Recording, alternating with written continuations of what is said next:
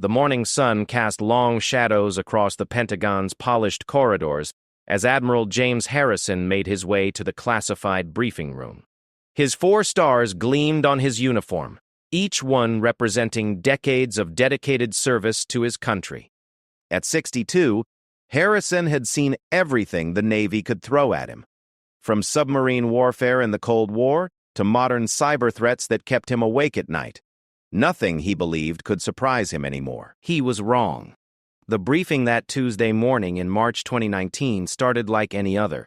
Intelligence officers shuffled through their reports, satellite images flickered on screens, and the usual chatter about global naval movements filled the air. Then, Lieutenant Commander Sarah Chen stepped forward with a file marked with security classifications Harrison had rarely seen outside of the most sensitive nuclear programs. "Admiral," Chen began, her voice steady despite the weight of what she was about to reveal, "we've discovered something that changes everything we thought we knew about naval warfare in the Pacific Theater during World War II. Harrison leaned back in his leather chair, skeptical but curious. World War II naval history was well-documented territory. What could possibly be new after 75 years of scholarship and declassified documents?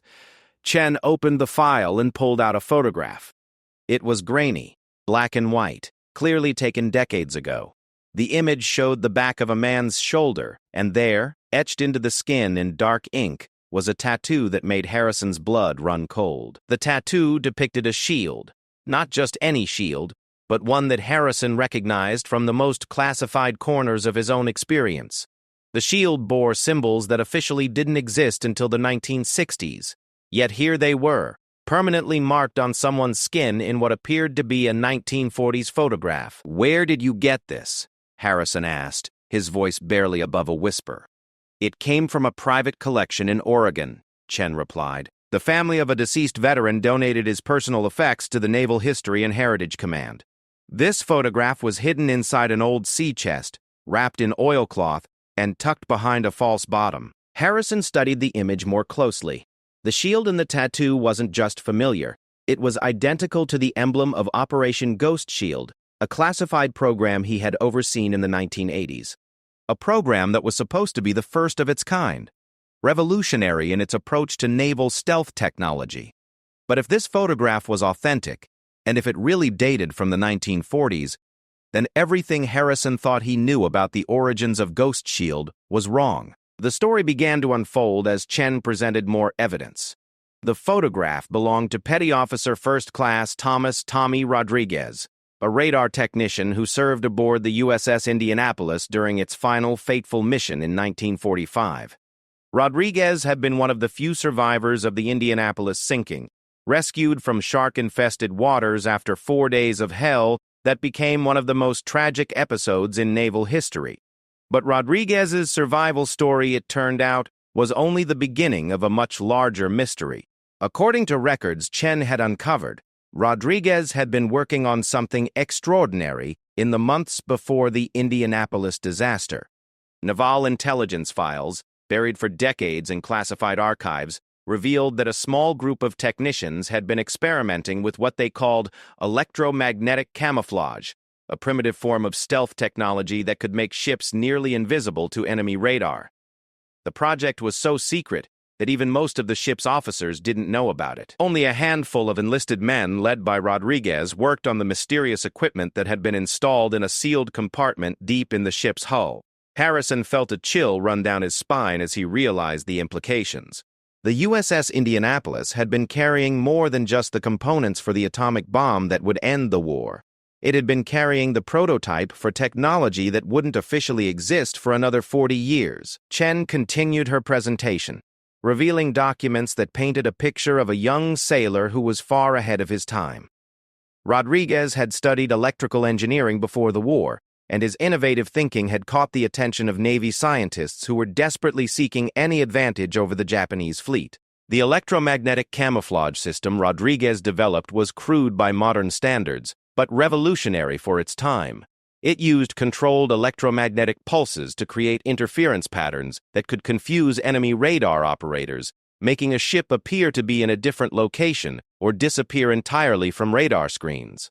The technology worked, according to classified test reports Chen had uncovered. During sea trials in the Pacific, the Indianapolis had successfully evaded detection by Japanese reconnaissance planes on multiple occasions. The enemy pilots reported seeing nothing but empty ocean where a massive heavy cruiser should have been visible. But the project came to an abrupt end when the Indianapolis was sunk by a Japanese submarine on July 30, 1945. Rodriguez and his team had been working in their sealed compartment when the torpedoes struck. Most of them died instantly, taking their secrets to the bottom of the Pacific Ocean. Rodriguez himself had survived only by a miracle. He had been on deck when the attack occurred, having left his post to deliver a report to the bridge. The explosion threw him into the water, where he spent 4 days floating on a life raft with a handful of other survivors, watching sharks circle beneath them and praying for rescue that seemed like it would never come. When Rodriguez was finally rescued, he was barely alive. Dehydrated, sunburned, and traumatized by the horrors he had witnessed, he was transported to a military hospital in the Philippines. There, as he recovered from his ordeal, he made a decision that would echo through history. He got the tattoo. The shield design he chose wasn't random. It incorporated symbols and patterns from the electromagnetic camouflage system he had helped create. Each element of the tattoo represented a different aspect of the technology. The wavelengths, the interference patterns, the geometric calculations that made invisibility possible. It was Rodriguez's way of preserving the work that had died with his shipmates, ensuring that the knowledge wouldn't be completely lost. He carried those secrets literally on his skin, a living memorial to a project that had briefly made the impossible possible. After the war, Rodriguez returned home to New Mexico, where he worked as an electrician and never spoke about his wartime experiences. His family knew he had survived the Indianapolis disaster, but they had no idea about the role he had played in one of the Navy's most secret projects. The tattoo remained hidden beneath his work shirts for decades. Only his wife knew it existed, and even she didn't understand its significance. Rodriguez had sworn an oath of secrecy that he kept until the day he died in 1987, taking his knowledge to the grave. But the story didn't end there. As Chen explained to the stunned Admiral Harrison, Rodriguez's tattoo had been photographed by a Navy photographer during his hospital stay in the Philippines. The photographer had been documenting the injuries and conditions of Indianapolis survivors for medical records, and he had captured the tattoo almost by accident while Rodriguez was being examined by doctors. The photograph had been filed away with thousands of other medical records and forgotten for decades. It might have remained lost forever if not for a chance discovery during a routine digitization project in 2018. Harrison stared at the photograph again, his mind racing with the implications. If Rodriguez and his team had successfully developed stealth technology in 1945, why had the Navy spent billions of dollars redeveloping similar systems in the 1960s and 1980s? Why had Operation Ghost Shield been presented to him as groundbreaking new technology when the basic principles had been discovered 40 years earlier? The answer, Chen suggested, lay in the chaos that followed the Indianapolis disaster. The ship's sinking had been a devastating blow to Navy morale and a closely guarded secret for months after the war ended. In the rush to cover up the circumstances surrounding the tragedy, many classified projects associated with the ship were buried or destroyed. The electromagnetic camouflage program became a casualty of bureaucratic damage control. Files were scattered, personnel were reassigned, and institutional memory was lost.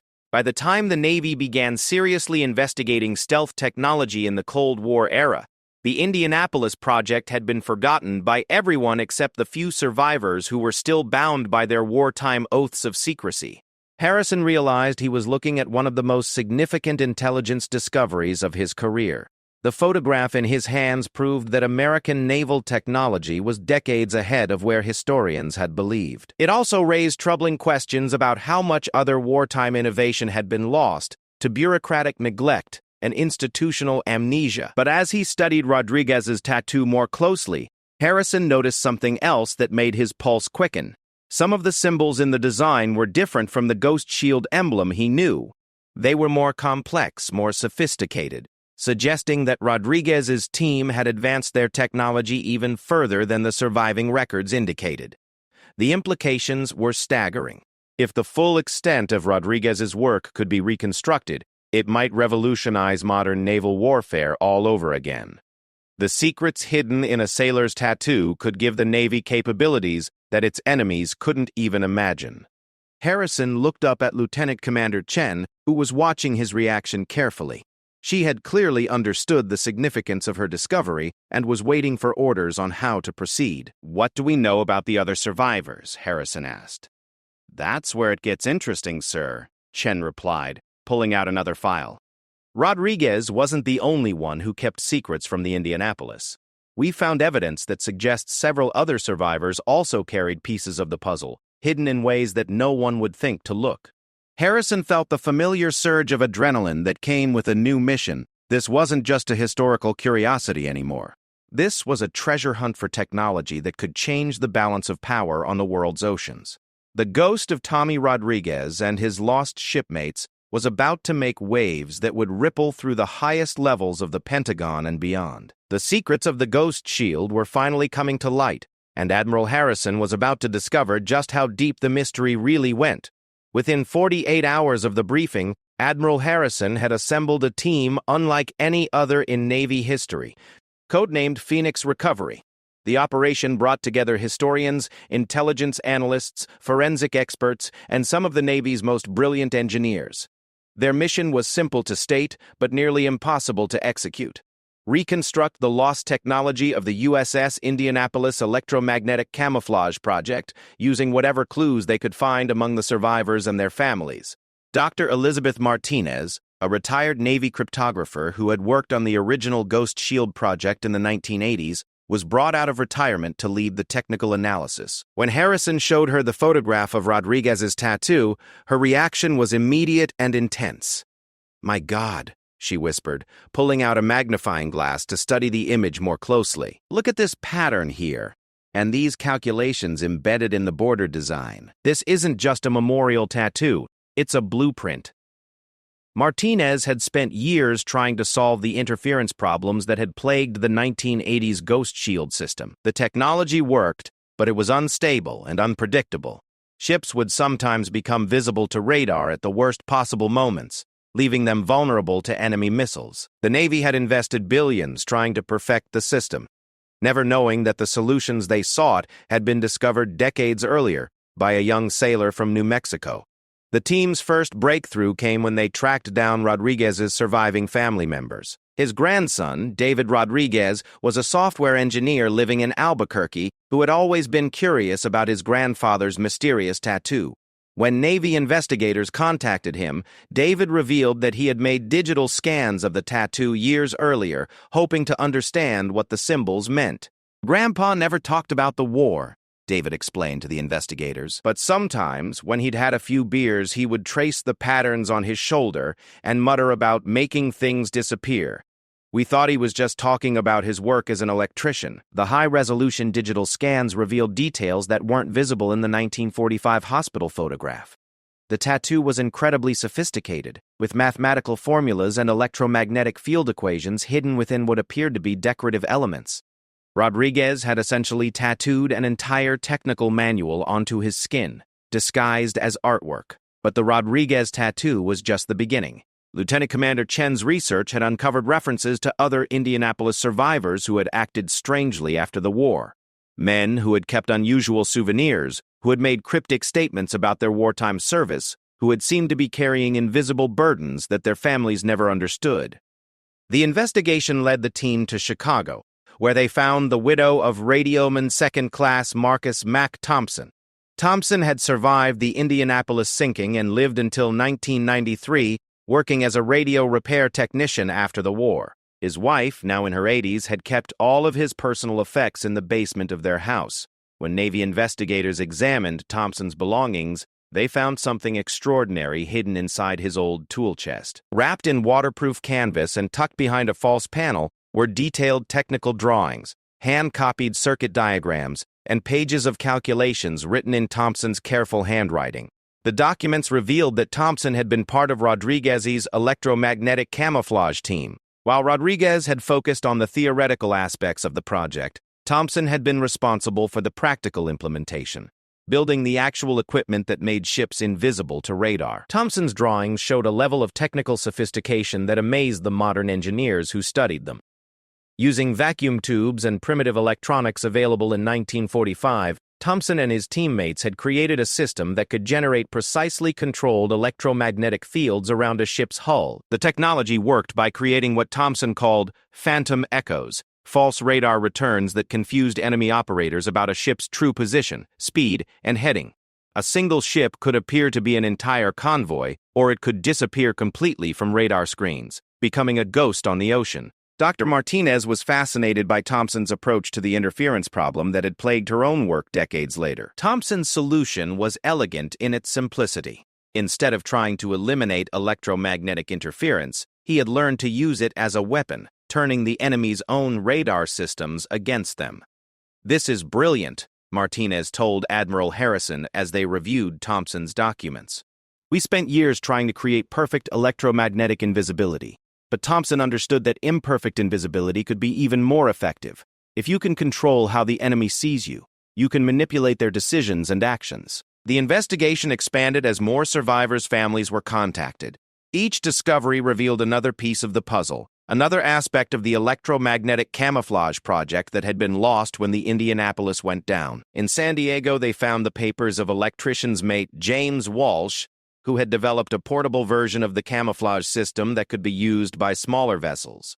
Walsh had hidden his technical notes inside the binding of a Bible, where they had remained undiscovered for over 70 years. In Maine, the family of torpedoman's mate Robert Chen, no relation to Lieutenant Commander Chen, revealed that their father had spent decades after the war building strange electronic devices in his garage. The devices, which the family had assumed were failed inventions, turned out to be scale models of the Indianapolis electromagnetic camouflage system. Each discovery painted a clearer picture of what had been lost when the ship sank. The electromagnetic camouflage project hadn't been a simple experiment. It had been a comprehensive program involving dozens of sailors and representing years of development work. The technology had been tested, refined, and proven effective in actual combat conditions. Most remarkably, the survivors had found ways to preserve their knowledge despite their oaths of secrecy. Unable to speak openly about their work, they had hidden the technical details in tattoos, drawings, personal effects, and coded messages that their families had kept without understanding their significance. As the Phoenix recovery team assembled these scattered pieces of information, they began to realize that the Indianapolis electromagnetic camouflage project had been far more advanced than anyone had imagined. The survivors' hidden records revealed that the system had been successfully used in at least 17 different combat situations, helping American ships avoid detection and attack by Japanese forces. The technology had saved countless lives and prevented the loss of valuable ships and equipment. Yet when the Indianapolis was sunk, the project had been classified at such a high level that its existence was known to only a handful of senior officers, most of whom had died in the sinking. Admiral Harrison found himself facing a profound question. How much other critical knowledge had been lost to bureaucratic secrecy and institutional amnesia? How many other breakthrough technologies had died with their creators, their potential never fully realized? The answer came in the form of a discovery that shook the Phoenix recovery team to its core. While researching the backgrounds of the Indianapolis electromagnetic camouflage team members, Lieutenant Commander Chen uncovered evidence that Rodriguez and his colleagues hadn't been working alone. Classified documents from 1944 revealed that similar projects had been underway on other ships throughout the Pacific Fleet. The Indianapolis team had been part of a larger program called Operation Mirage, which had equipped dozens of vessels with primitive stealth technology. The implications were staggering. The U.S. Navy had possessed effective stealth capabilities in 1945, 20 years before similar technology was officially developed. Entire fleets had operated with electromagnetic camouflage systems that made them nearly invisible to enemy detection. Yet somehow all of this had been forgotten.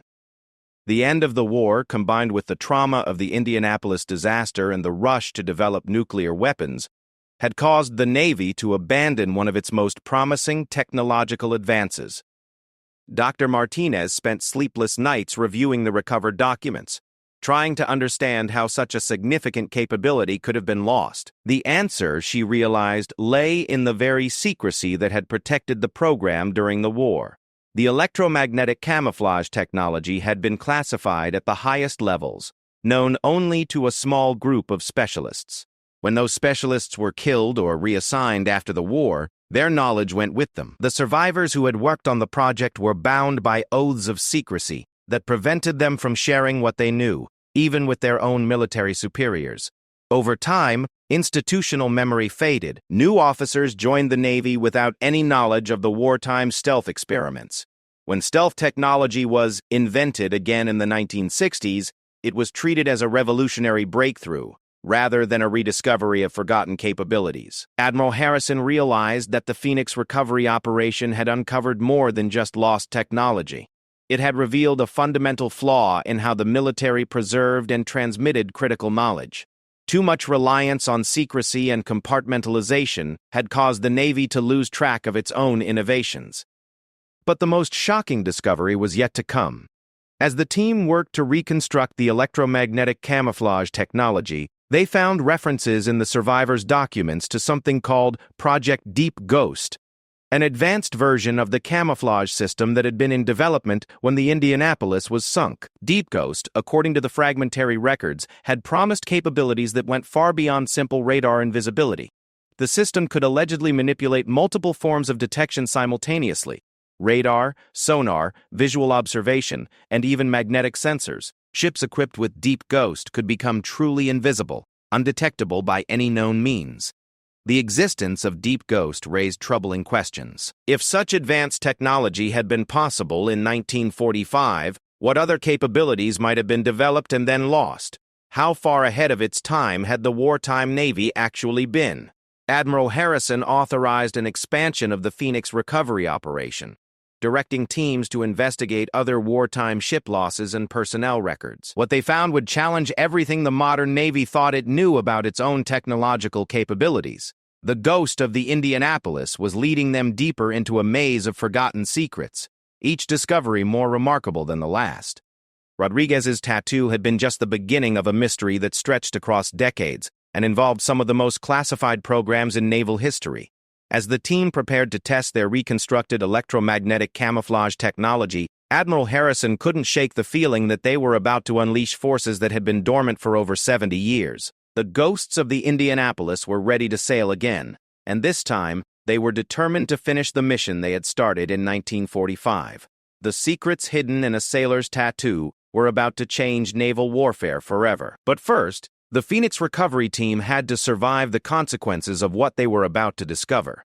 Some secrets they would learn had been buried for good reason. The first test of the reconstructed electromagnetic camouflage system took place on a foggy morning in October 2019 aboard the USS Zumwalt, the Navy's most advanced destroyer.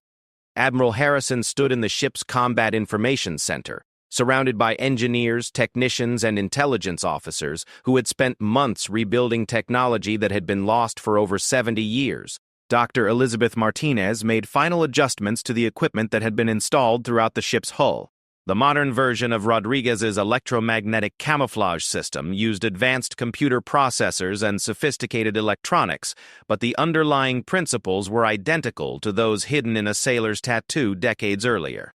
"System is ready for activation, Admiral," Martinez reported, her voice tight with anticipation and anxiety. They were about to test whether the ghosts of the Indianapolis had really discovered the secret to invisibility. The test began at 0800 hours. As the Zumwalt sailed through the waters off the California coast, Martinez activated the electromagnetic camouflage system. Instantly, the ship's radar signature began to change. On the screens of nearby Navy vessels tracking the test, the massive destroyer started to fade, becoming first indistinct, then fragmentary, and finally disappearing entirely. But that was just the beginning. As the system reached full power, something extraordinary happened. The Zumwalt didn't just become invisible to radar. It began to appear in multiple locations simultaneously. Enemy tracking systems would see the ship in 3 different places at once, each phantom image moving in a different direction at different speeds. "My God," whispered Lieutenant Commander Chen, watching the display screens in amazement. Rodriguez's team didn't just figure out how to hide ships, they learned how to make one ship look like an entire fleet. The implications hit Admiral Harrison like a physical blow. The electromagnetic camouflage technology wasn't just about invisibility, it was about deception on a massive scale. A single vessel equipped with the system could confuse and misdirect enemy forces, making them waste ammunition on phantom targets while the real ship slipped away undetected. As the test continued, more capabilities revealed themselves. The system could make the Zoom Vault appear to be a different type of ship entirely, a cargo vessel instead of a destroyer, or a fishing boat instead of a warship. It could simulate damage or mechanical problems, causing enemies to underestimate the ship's capabilities. It could even create the impression that the ship had been sunk, while actually remaining fully operational. Martinez was recording everything, but her excitement was tempered by a growing sense of unease. The technology was working too well, demonstrating capabilities that seemed almost impossible given the primitive electronics available in 1945. How had Rodriguez and his team achieved such sophisticated results with vacuum tubes and basic radar equipment? The answer came when the Phoenix recovery team made their most disturbing discovery yet. While examining Thompson's technical drawings more closely, they found hidden references to something called the Source, apparently an outside influence that had provided crucial insights for the electromagnetic camouflage project. Further investigation revealed that the Indianapolis team hadn't developed their technology in isolation. They had been working with classified materials recovered from a German U-boat that had been captured in 1943. The German submarine had been carrying experimental equipment and technical documents related to what Nazi scientists called Project Geist, Project Ghost. The captured German materials revealed that Nazi scientists had been working on similar electromagnetic camouflage technology, but their approach had been different from the American efforts. Where the Americans focused on radar deception, the Germans had been trying to achieve true invisibility across multiple spectrums simultaneously. The German research was based on theoretical work by scientists who had been studying what they called quantum field manipulation, concepts that wouldn't be fully understood by mainstream physics for decades to come. The Nazi researchers had somehow stumbled onto principles of quantum mechanics and electromagnetic field theory that were far ahead of their time. When the Indianapolis team gained access to these materials, they had combined German theoretical insights with American practical engineering. The result was a hybrid technology that was more advanced than either approach alone could have achieved. But the German connection raised troubling questions about the true origins of the electromagnetic camouflage technology. If the Nazi scientists had been so far advanced, what other technologies had they developed, and what had happened to the German researchers who had created Project Ghost? Admiral Harrison authorized a classified investigation into the fate of the German scientists involved in Project Ghost. What the investigators found chilled them to the bone. The Nazi researchers hadn't died in the war. They had been captured by American forces and secretly brought to the United States under Operation Paperclip, the program that recruited former Nazi scientists to work for the U.S. government. The German scientists had continued their electromagnetic camouflage research at classified facilities in New Mexico and Nevada throughout the late 1940s and early 1950s. Their work had influenced early American experiments in radar technology, missile guidance systems, and even the development of stealth aircraft decades later. But the scientists had brought more than just technical knowledge with them. They had also carried dark secrets about the true nature of their research. Secrets that the American military had never fully understood. Dr. Martinez made the connection first. As she studied the recovered German documents, she realized that Project Ghost hadn't been just about military camouflage. The Nazi scientists had been trying to achieve something far more ambitious. They had been attempting to manipulate the fundamental forces that governed visibility and detection across all forms of electromagnetic radiation. Their research had led them to disturbing conclusions about the nature of reality itself. The German documents contained references to dimensional displacement and quantum phase shifting, concepts that suggested the scientists had been trying to move objects partially out of normal space-time. The implications were terrifying. If the Nazi researchers had succeeded in their goals, they wouldn't have just created invisible ships. They would have developed the ability to make objects exist in multiple dimensions simultaneously. Such technology would have given them unprecedented military advantages and potentially changed the course of the war. Admiral Harrison realized that the Phoenix recovery operation had uncovered something far more significant than lost naval technology. They had stumbled upon evidence of advanced scientific research that challenged fundamental assumptions about physics and reality. But the story took an even darker turn when the team discovered what had happened to the German scientists after the war. According to classified documents from the 1950s, the Project Ghost researchers had continued their experiments in American facilities. But their work had taken increasingly dangerous directions. The scientists had begun conducting tests that went beyond electromagnetic camouflage, attempting to achieve what they called complete dimensional displacement. Their experiments had involved exposing test subjects, both equipment and eventually living beings, to intense electromagnetic fields designed to shift matter between dimensional states. The results had been catastrophic. Test subjects exposed to the dimensional displacement fields had suffered horrific injuries, with some reportedly disappearing entirely and others returning in states that military doctors couldn't explain or treat. The experiments had been shut down in 1953 after several researchers died in what official reports described as electromagnetic exposure incidents. Martinez found references to these experiments in Thompson's hidden documents, suggesting that some of the Indianapolis survivors had been aware of the post-war research.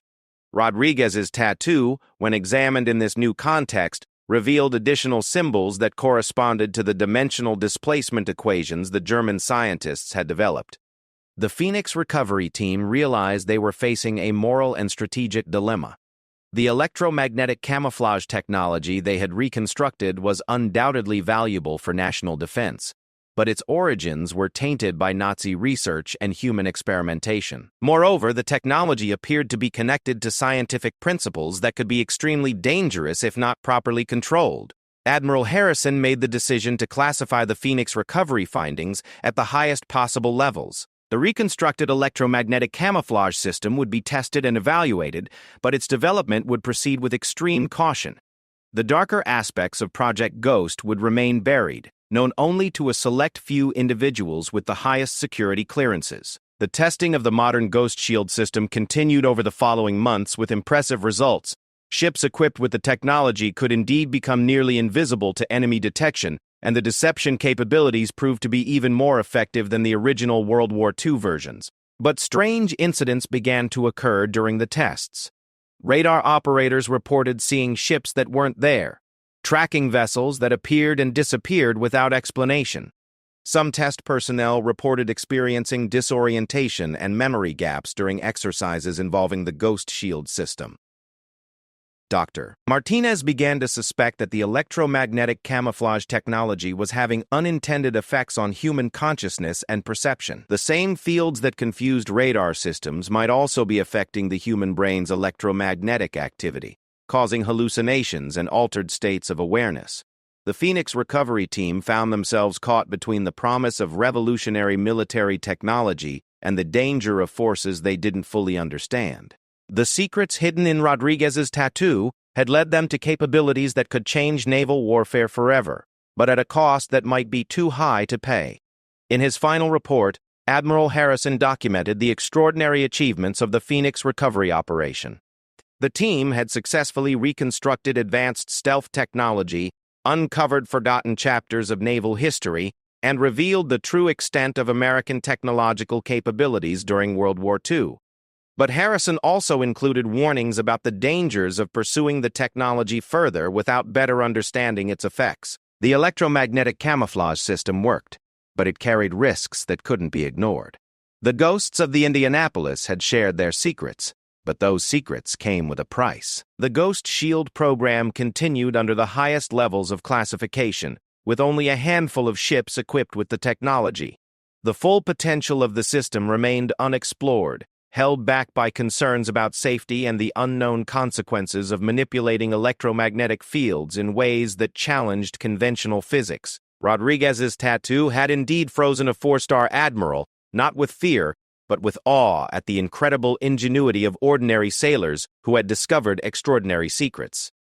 Their work had been forgotten for decades, but it lived on in hidden symbols and coded messages that preserved humanity's greatest technological achievements. The true history of the Ghost Shield remained classified, known only to those who needed to know. But somewhere in the Pentagon's deepest vaults, Tommy Rodriguez's tattoo had been preserved in high-resolution digital format, a permanent reminder that sometimes the most important secrets are hidden in the most unexpected places.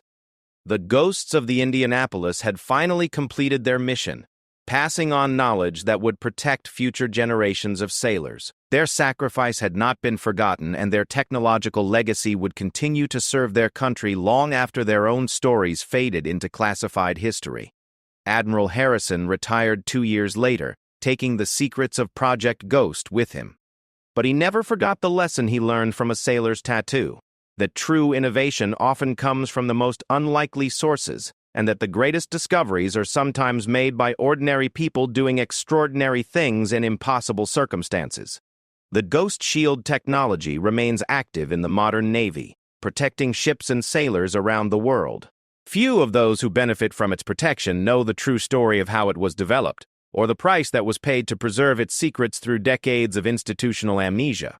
Rodriguez's tattoo had made an admiral freeze, but it had also set in motion forces that would reshape naval warfare for generations to come. The invisible shield that protected American ships was forged from the courage and ingenuity of sailors who refused to let their knowledge die with them, even when keeping that knowledge meant carrying its weight in silence for the rest of their lives.